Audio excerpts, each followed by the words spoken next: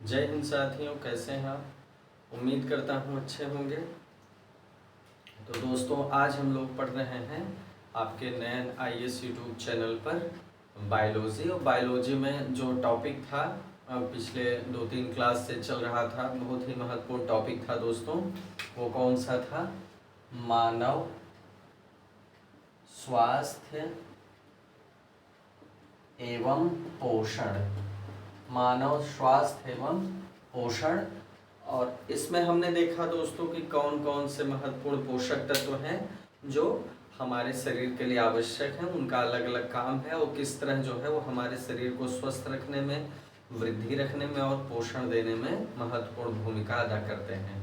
तो हमने इसमें बहुत ही महत्वपूर्ण तत्वों को देख लिया है। कार्बोहाइड्रेट, प्रोटीन, विटामिन्स, ये सारी चीज़ें हो चुकी हैं। और लास्ट में हम लोग दोस्तों खनिज लवण देख रहे थे। खनिज लवण में जो है हमने जो भी महत्वपूर्ण खनिज लवण हैं जो अधिक मात्रा में आवश्यक होते हैं वो सब हमने जो है देख लिया था। तो कुछ ऐसे खनिज लवण हैं जो बहुत सूक्ष्म मात्रा में आवश्यक होते हैं, उनको हमें देखना था। फिर आइए देखते हैं, कंटिन्यू करते हैं क्लास दोस्तों। आज हमें जो देखना है वो है सूक्ष्म मात्रिक तत्व, मतलब कि जो बहुत ही कम मात्रा में आवश्यक खनिज लवण होते हैं। ठीक है, खनिज लवण बहुत ही कम मात्रा में लेकिन आवश्यक होते हैं, उन्हीं को हम लोग आज देखेंगे। तो आइए दोस्तों देखते हैं। उसमें एक जो तत्व है वो है लौह। क्या है? लौह तत्व है। आइए लोहा को हम देखते हैं किस तरह इंपॉर्टेंट है। तो हमको पता है दोस्तों जो आरबीसीज हैं, ठीक है, आरबीसीज या लाल रुधिर कणिकाएं। तो लाल रुधिर कणिकाएं जो हैं इनके लिए दोस्तों क्या आवश्यक है? हीमोग्लोबिन इसमें जो बनता है, हीमोग्लोबिन। तो इस हीमोग्लोबिन बनने के लिए क्या जिम्मेदार होता है? लोहा। हमारे रक्त में, हमारी आरबीसीज में जो हीमोग्लोबिन बनता है, मैंने आपको बताया है कि हीम मतलब क्या होता है? लोहा होता है। ठीक है, ग्लोबिन क्या होता है दोस्तों? ग्लोबिन इज एक प्रोटीन का नाम है। किसका नाम है? एक प्रोटीन का नाम है। ठीक है, तो इस तरह जो है किस काम आता है लोहा?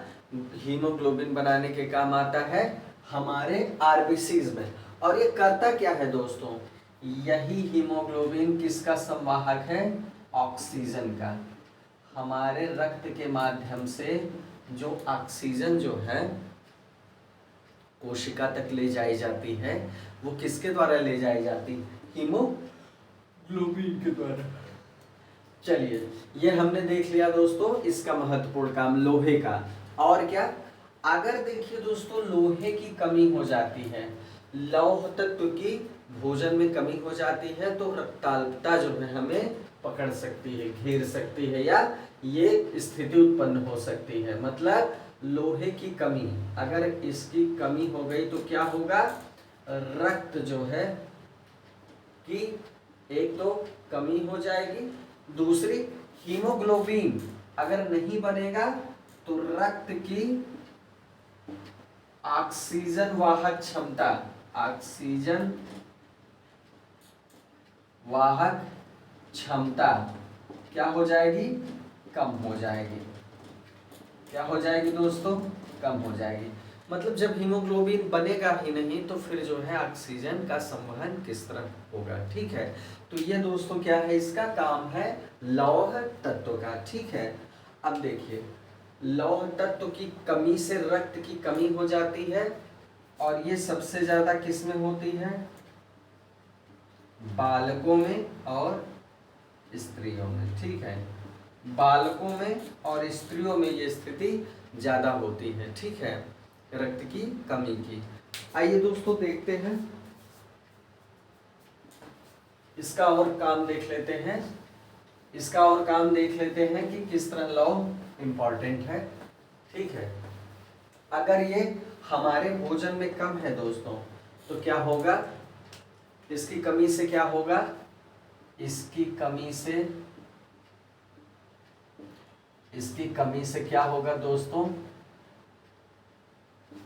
रक्त में कमी, शरीर में क्षीणता,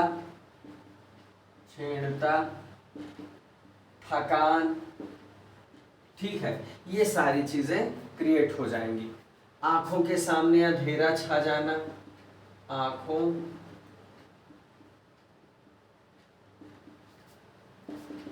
के सामने अंधेरा छाना, चक्कर आना, ये सब थकान के लक्षण है, कमजोरी के लक्षण है दोस्तों, ठीक है। भूख न लगना भी होता है इसमें, ठीक है, भूख न लगना, अगर ये लक्षण है तो इसका मतलब क्या है कि भोजन में रक्त लौह तत्व की कमी है, ठीक है, भोजन में क्या है, लौह तत्व की कमी है, की कमी। समझ में आई बात? चलिए दोस्तों, ये हमने देख लिया, ठीक है। इसकी दैनिक आवश्यकता क्या है, मतलब लौह तत्व की दैनिक आवश्यकता क्या है दोस्तों, हम कितनी मात्रा में इसको लें कि हमारे लिए पर्याप्त हो। देखिए, लौह की बहुत ज्यादा आवश्यकता नहीं होती, सिर्फ 20 मिलीग्राम, 20 मिलीग्राम, 20 mg, ठीक है, 20 mg जो है हमारे शरीर के लिए प्रतिदिन अगर मिलता रहे तो हमें जो है लौह तत्व की कमी नहीं होगी। चलिए दोस्तों, ये हो गया लौह। आइए जल्दी से कुछ और तत्व देख लेते हैं जो सूक्ष्म मात्रा में ही सही लेकिन शरीर के लिए आवश्यक होते हैं। अगला जो तत्व है दोस्तों वो क्या है, आयोडीन। आपने सुना होगा, आयोडीन जो है महत्वपूर्ण तत्व है शरीर के लिए, ठीक है। आइए देखते हैं आयोडीन के बारे में दोस्तों। आपको पता है कि थायराइड ग्रंथि जो होती है, थायराइड ग्रंथि से क्या होता है, थायरॉक्सिन हार्मोन निकलता है। कौन सा हार्मोन निकलता है, थायरॉक्सिन हार्मोन, ठीक है, थायरॉक्सिन हार्मोन। थायरॉक्सिन हार्मोन बनता कैसे है दोस्तों, इसी से, आयोडीन से। मतलब आयोडीन क्या है, महत्वपूर्ण घटक है इसका, महत्वपूर्ण घटक है किस चीज का, किस चीज का, थायरॉक्सिन हार्मोन का, जो कहां से निकलता है, थायराइड ग्रंथि से, ठीक है। चलिए दोस्तों, ये बात आपको समझ में आ गई, आयोडीन हमारे लिए बहुत महत्वपूर्ण है, थायरॉक्सिन हार्मोन के संश्लेषण के लिए महत्वपूर्ण है। इसकी कमी से आपने सुना होगा दोस्तों, एक गलकंड रोग हो जाता है, गलगंड रोग हो जाता है, जिसको ग्वार्टर कहते हैं। क्या कहते हैं, ग्वार्टर, या कह सकते हैं ग्वार्टर। इस रोग में क्या हो जाता है, गले के पास जो थायराइड ग्रंथि होती है वो सूज जाती है, ठीक है। ग्वार्टर रोग या गलकंड, ये इसको घेंघा रोग भी कहते हैं। क्या कहते हैं, घेंघा रोग जो है प्रचलित नाम है, जिसे घेंघा रोग भी कहते हैं, ठीक है। अब दोस्तों, इसके बाद आपको क्या देखना है, आयोडीन का कितना महत्वपूर्ण स्थान है आपने देख लिया। आयोडीन ऐसा नहीं है कि केवल जो है थायरॉक्सिन के संश्लेषण के लिए जिम्मेदार होता है, ऐसा नहीं है दोस्तों कि आयोडीन जो होता है केवल थायराइड ग्रंथि से बनने वाले थायरॉक्सिन के निर्माण के लिए आवश्यक होता है। यह आवश्यक होता है किस चीज के लिए, तंत्रिका तंत्र के बेहतर काम करने के लिए, तंत्रिका तंत्र के बेहतर काम करने के लिए, ठीक है। तंत्रिका तंत्र कर आप चाहते हैं अच्छे से काम करें तो आपको अपने भोजन में पर्याप्त मात्रा आयोडीन की लेनी पड़ेगी, क्योंकि आपने देखा घेंघा रोग में दोस्तों, घेंघा रोग के बाद की जो सिचुएशन होती है उसमें शारीरिक और मानसिक विकृति आने लगती है, ठीक है। वो आगे की सिचुएशन क्या होती है और विकृति वाली हो जाती है, ठीक है। तो अगर आप जो है समुद्री भोजन लेते हैं, स्रोत क्या है दोस्तों, समुद्री भोजन समुद्री मछली, समुद्री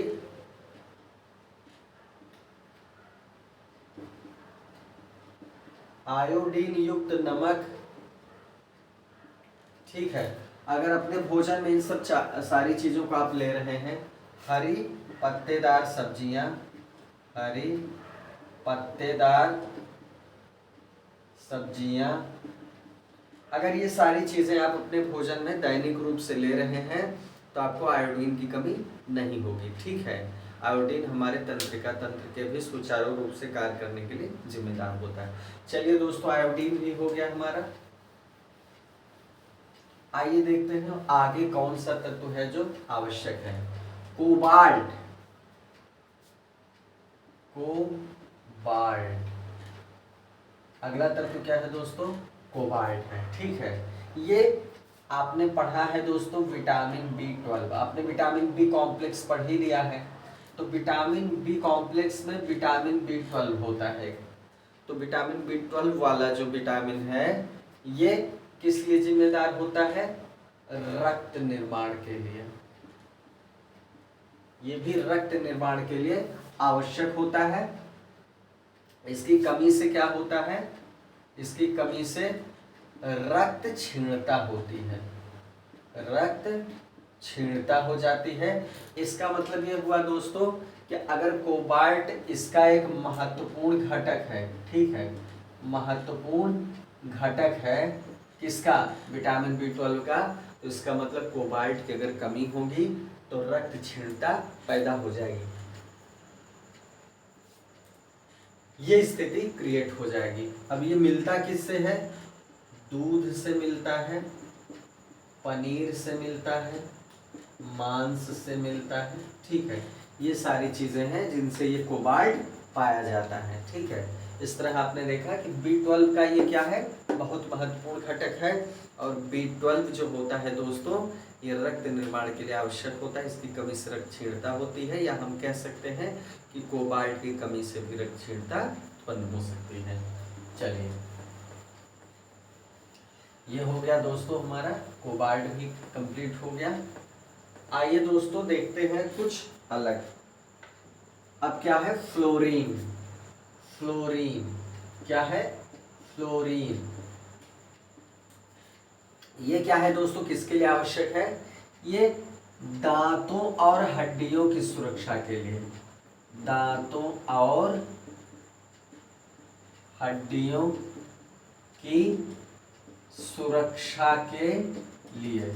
ठीक है, ये हमारे दांतों और हड्डियों के स्वास्थ्य के लिए आवश्यक होता है फ्लोरीन। ठीक है, और इसकी कमी जो है अगर होगी तो इनकी सुरक्षा प्रभावित होगी। ठीक है, लगभग 2.5 मिलीग्राम दोस्तों इसकी मात्रा आवश्यक होती है फ्लोरीन तत्व की। ठीक है, लेकिन आप ध्यान दीजिए, अगर भोजन में, अगर आपके भोजन में या किसी माध्यम से फ्लोरीन अधिक हो जाता है तो इससे भी बहुत समस्या हो सकती है। ठीक है, एक रोग होता है दोस्तों फ्लोरोसिस।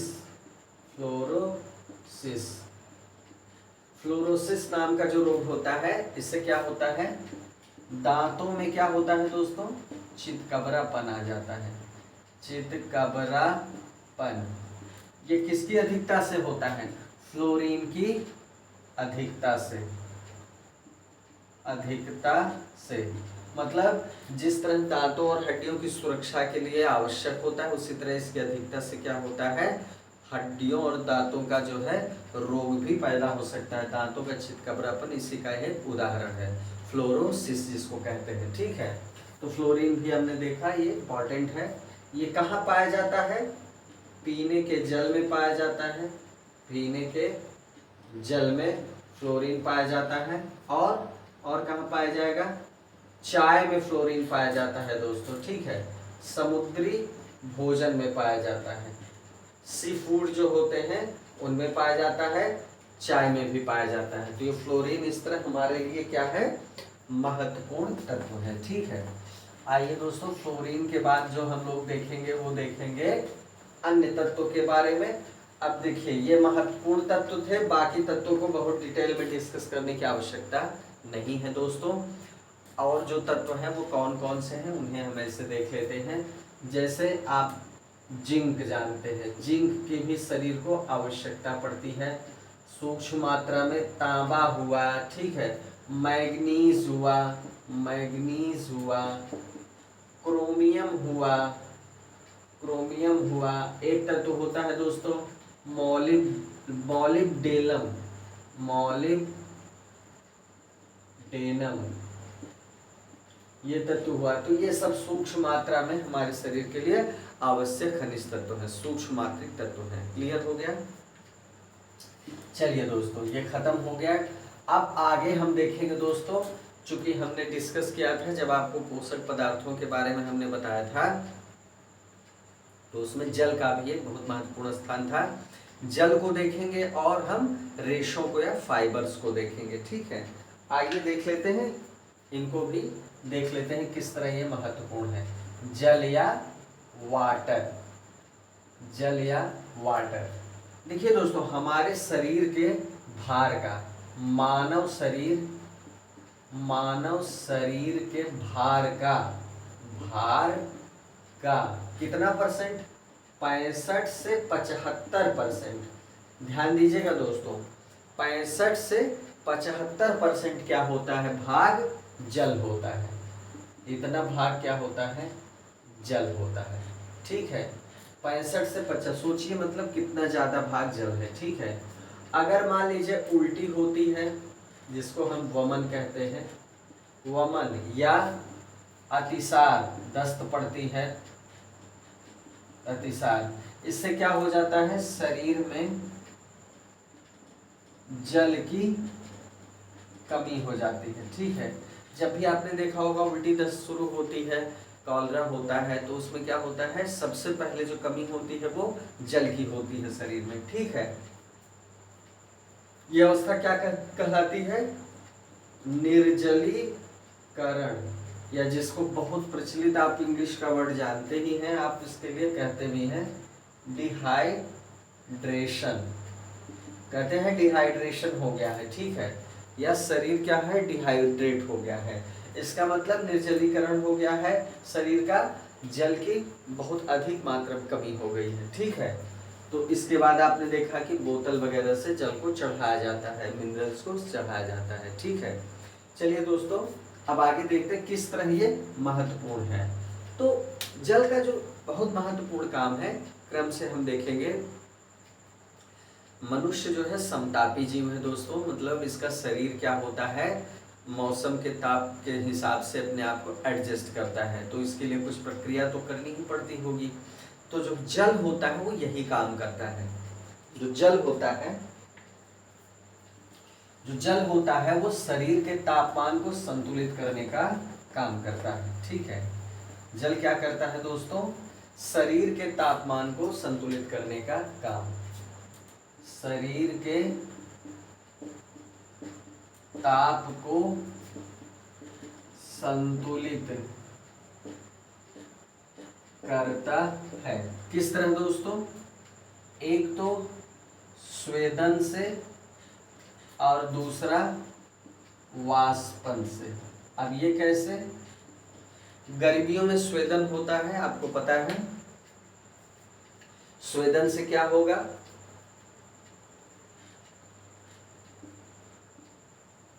और वाष्पन से क्या होगा? स्वेदन से क्या होगा दोस्तों कि जो अंदर जो है बहुत सारे विषाक्त पदार्थ हैं, उनको क्या करेगा? पसीने से बाहर निकालेगा, ठीक है। पसीने के माध्यम से या स्वेद के माध्यम से, स्वेद मतलब पसीना होता है, इनके माध्यम से रोम छिद्रों द्वारा बाहर निकालेगा। फिर उनका शरीर की सतह से, त्वचा की सतह से क्या होगा? वाष्पन हो जाएगा। और आपने गुप्त ऊष्मा और वाष्पन में आपने देखा है कि किस तरह जब इनका वाष्पन हो जाता है तो और अणु अपनी गुप्त ऊष्मा त्याग के इनको वाष्पित कर देते हैं और वो ठंडे हो जाते हैं। मतलब जब वाष्पन हो जाएगा तो क्या होगा? हमारा शरीर ठंडा लगने लगेगा, ठीक है। तो इसकी वजह से क्या होता है? शरीर का तापमान सामान्य हो जाता है, सामान्य हो जाता है। आपने महसूस भी किया होगा, अगर आपको खूब पसीना आ रहा है तो स्वेदन हो गया। अब पंखे के नीचे आप अगर बैठते हैं और आपका पसीना तेजी से वाष्पित होने लगता है तो आपको थोड़ा सा ठंडक लगती है, मतलब कंफर्टेबल होता है। गर्मी के महीने में आपने देखा होगा, या बहुत तेजी से हवा चल रही है, बाहर ठंडी हवा चल रही है, आपका पसीना सूखने लगता है जब, या वाष्पित होने लगता है, तो आपके शरीर को ठंडक महसूस होती है, मतलब गर्मी कम लगती है। तो आपने इस तरह देखा कि किस तरह जल का काम है शरीर के तापमान को संतुलित रखना, ठीक है। और क्या काम है दोस्तों, शरीर के तापमान को संतुलित रखने के साथ साथ जल का क्या काम है हमारे शरीर में। प्रकृति का ये सबसे उत्तम घोलक है, प्रकृति का सबसे उत्तम घोलक, मतलब जो अपने में घोल ले। लिक्विड में तो बहुत सारी चीज़ें ऐसी हैं ही जिनमें चीज़ों को घोला जा सकता है, विलायक बहुत सारे हैं, लेकिन ये जो है सबसे उत्तम घोलक है जल, ठीक है।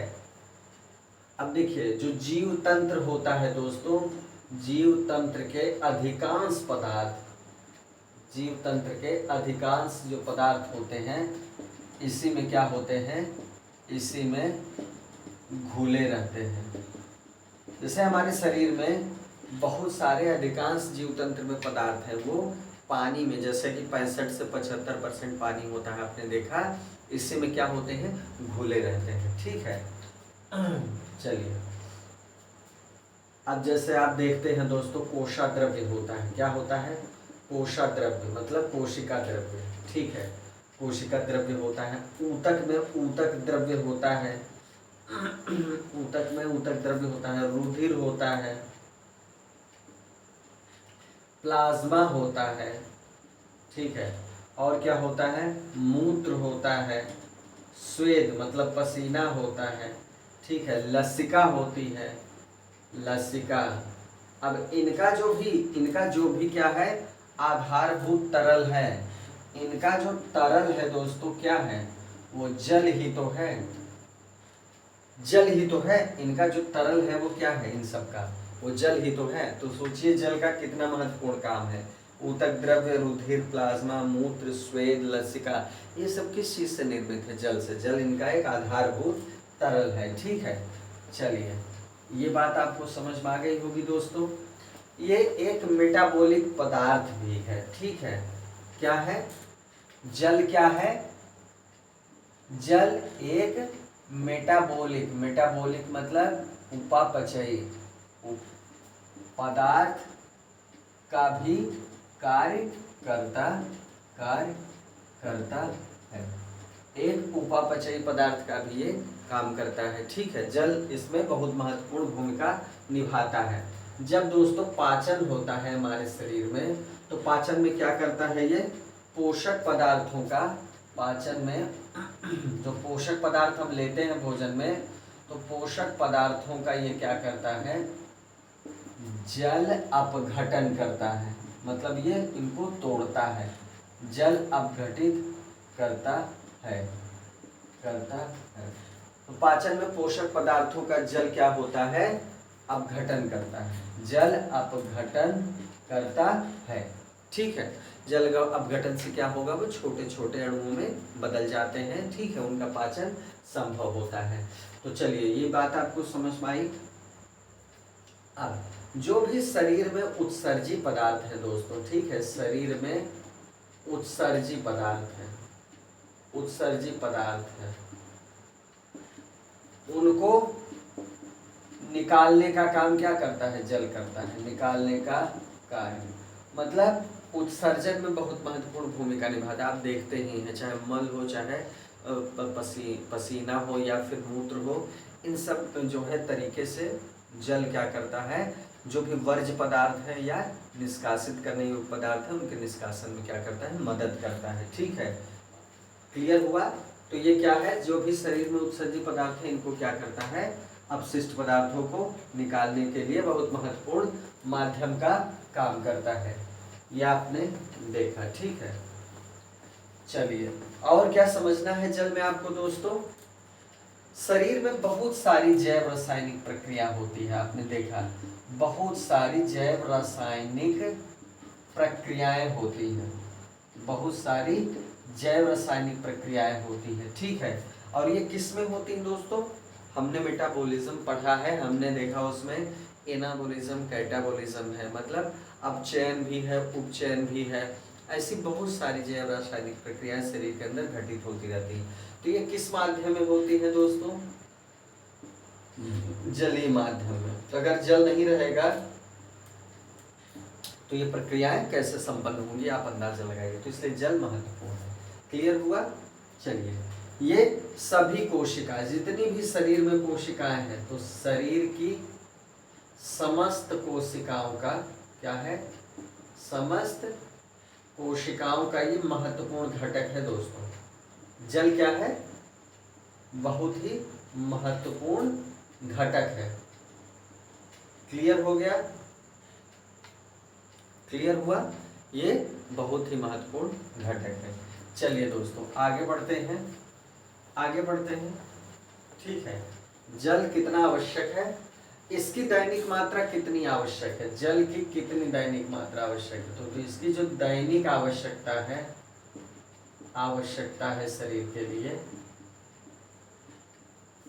वो 4 से 5 लीटर प्रतिदिन है। मतलब बहुत ज़्यादा जल पीने से भी नुकसान होता है दोस्तों। आपने कहीं कहीं पढ़ा होगा बहुत पानी पीना चाहिए, नहीं, एक सीमा में जो है पानी पीना चाहिए। लगभग 4 से 5 लीटर अगर आप पी रहे हैं प्रतिदिन तो आपके लिए पर्याप्त है, ठीक है। चलिए, जल हो गया दोस्तों। अब लास्ट में जो बचा है हमारा पोषक तत्व ही कह लीजिए, वो क्या है दोस्तों? रेशा। रेशा, जिसको हम क्या कह सकते हैं? फाइबर्स। फाइबर्स। अब दोस्तों, फाइबर्स है क्या?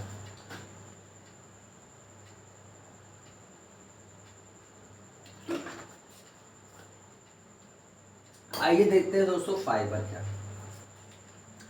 फाइबर क्या है? मानव भोजन का महत्वपूर्ण अंग है। मानव भोजन का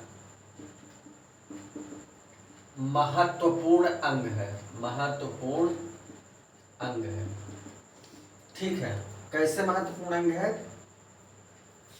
ये क्या करता है दोस्तों? भोजन की मात्रा को बढ़ाता है। भोजन की मात्रा को बढ़ाता है। कैसे दोस्तों? हमने आपसे डिस्कस किया था कि जो सेलुलोज होता है उसका पाचन हमारे शरीर में नहीं होता है।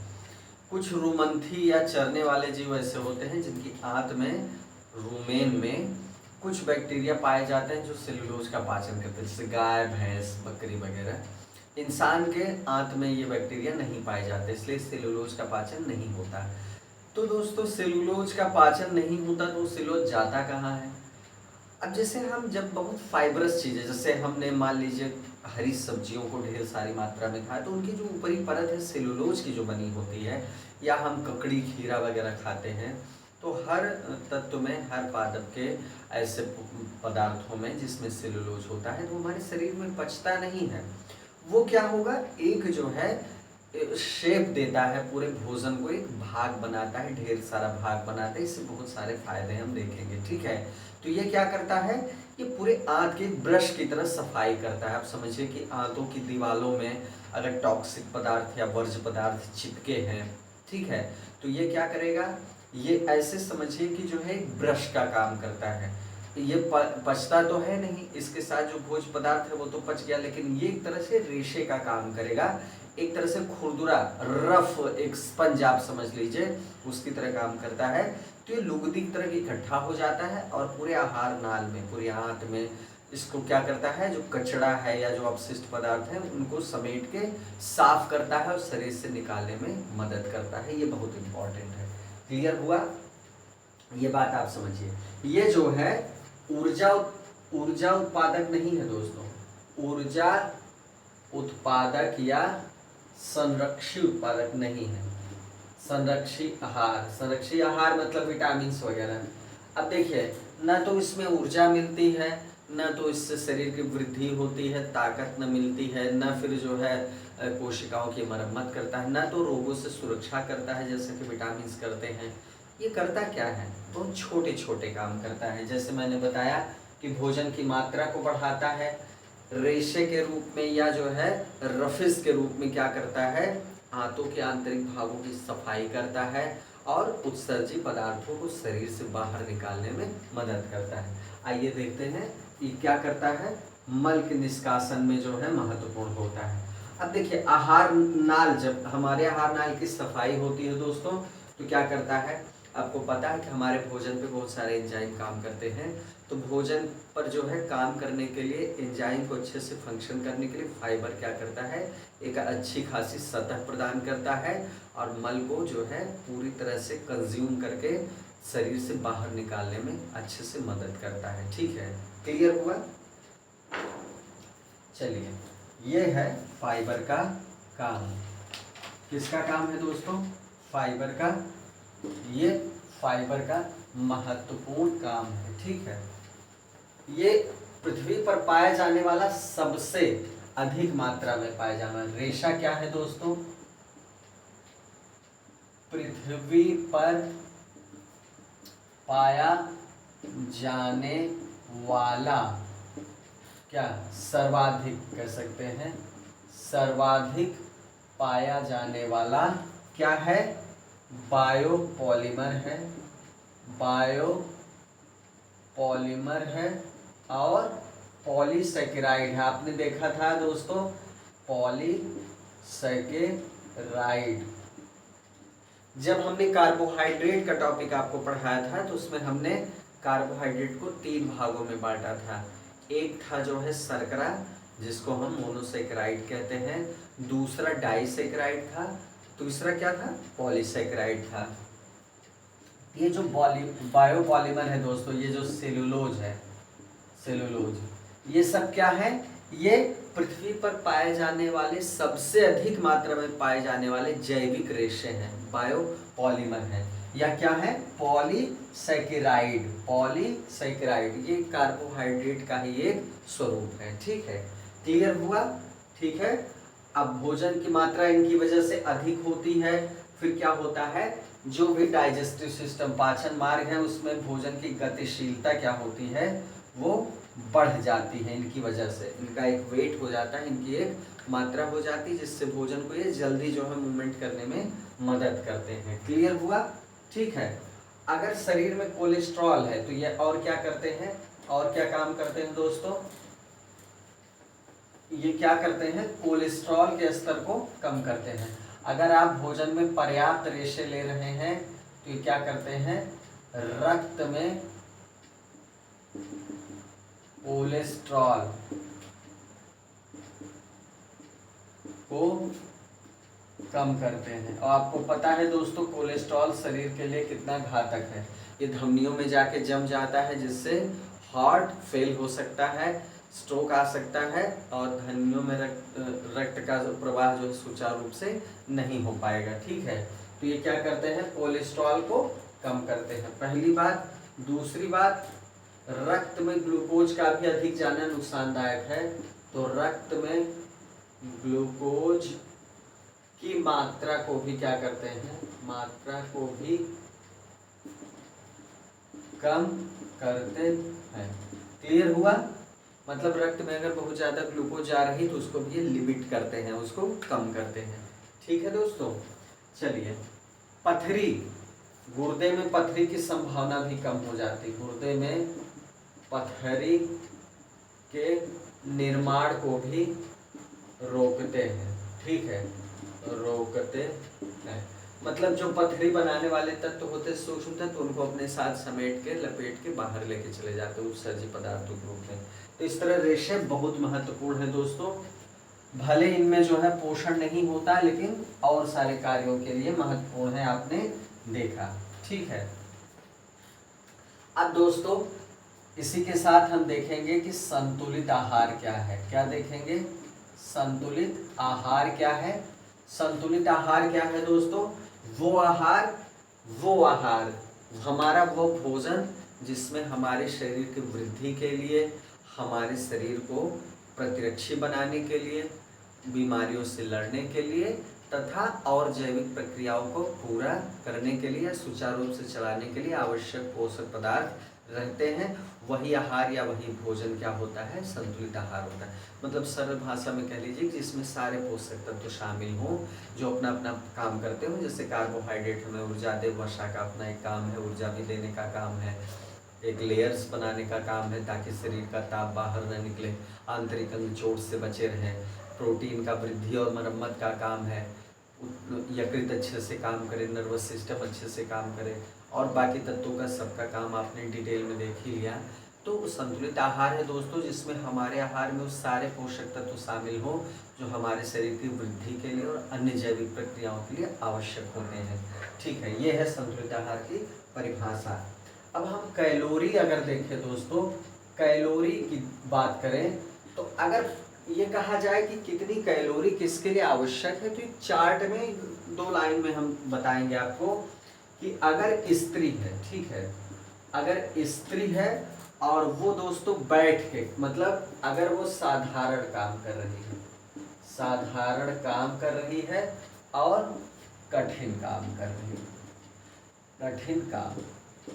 कठिन काम का और साधारण काम का क्या जो है कैलोरी मापक है, तो 2500 कैलोरी जो है उसको आवश्यकता है अगर वो सामान्य काम कर रही है, और लगभग 3000, मान लीजिए 3000 कैलोरी की आवश्यकता है अगर वो जो है कठिन काम कर रही है।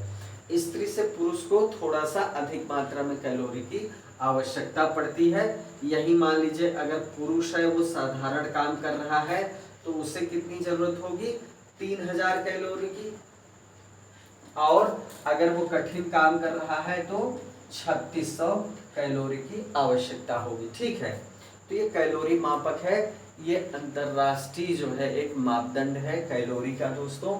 स्त्री का साधारण काम का 2500 कैलोरी और 3000 कैलोरी कठिन काम के लिए, पुरुष का कितना 3000 साधारण काम के लिए और 3600 किलो कैलोरी या 3600 कैलोरी किसके लिए, अगर वो परिश्रम का काम करता है। ठीक है, तो ये कैलोरी मापदंड हुआ। आप ये समझिए कि अगर कोई व्यक्ति, एक व्यक्ति आराम से लेटा हुआ है, आराम से लेटा है तो उसे कितना कैलोरी चाहिए। ठीक है, अपने वजन के, उसका जो वजन है तो वजन के प्रति किलोग्राम, मतलब वजन के प्रति किलोग्राम के लिए प्रति एक घंटे में 1 कैलोरी चाहिए। ठीक है, 1 कैलोरी ऊर्जा चाहिए। मतलब अगर कोई व्यक्ति जो है आराम से है, बहुत मेहनत नहीं कर रहा है, तो जितना उसका वजन है दोस्तों, उसके हर 1 घंटे में, अपने वजन के हिसाब से हर 1 घंटे में 1 कैलोरी ऊर्जा की उसे आवश्यकता होगी। तो ये संतुलित आहार का कुछ मापदंड है। तो दोस्तों इसी के साथ ये टॉपिक कंप्लीट होता है। उम्मीद है आपको समझ में आया होगा। कोई समस्या है तो हमें ज़रूर कमेंट करिएगा दोस्तों, और इस पे हम प्रैक्टिस सेट करवाएंगे तो बहुत अलग किस्म की तैयारी आपकी हो जाएगी, किसी भी तरह का सवाल छूटेगा नहीं आपसे। उम्मीद है इस टॉपिक को आपने अच्छे से समझा होगा। कोई भी दिक्कत है तो हमारे चैनल पे आप कमेंट कर सकते हैं, हम उसको दूर करने का पूरा प्रयास करेंगे। तो दोस्तों आज का ये टॉपिक इसी के साथ ख़त्म होता है, और अगले वीडियो मिलेंगे एक नए टॉपिक के साथ दोस्तों। जय हिंद।